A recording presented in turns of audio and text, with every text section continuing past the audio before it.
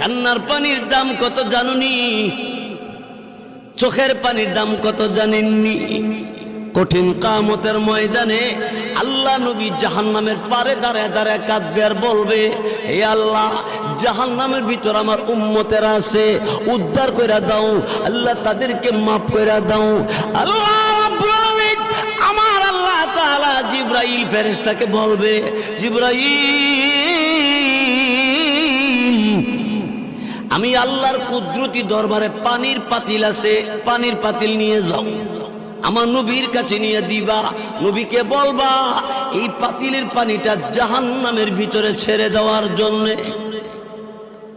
রসুলের কাছে জিবরাইল পানির পাতিল দিবে, আর জিবরাইল ফেরেশতার কাছ থেকে রসুল পানির পাতিল পাইয়া পানিটা জাহান্নামের ভিতরে ছেড়ে দিবে।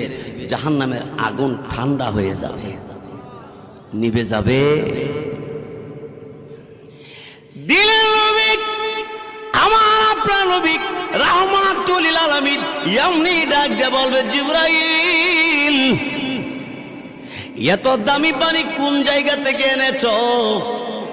এটা কি হাউজে কাউসারের পানি না জমজম কুয়ার পানি? জিবরাইল বলবে, নবী গো, এটা হাউজে কাউসারের পানি না, জমজম কুয়ার পানি না, এটা কিসের পানি?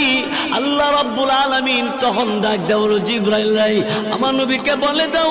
এমনি জিবরাইল ফেরেশতা তখন ডাক দেয় বলবে, এই আল্লাহ নবী দুনিয়ার জমিনে আল্লাহকে ভয় করে চোখের পানি ছেড়ে, আল্লাহর বান্দা চোখের পানি ছেড়ে ছেড়ে কাঁদছে, এই কান্নার পানিটা আল্লাহ তাআলা জমা রাইখা দিছে।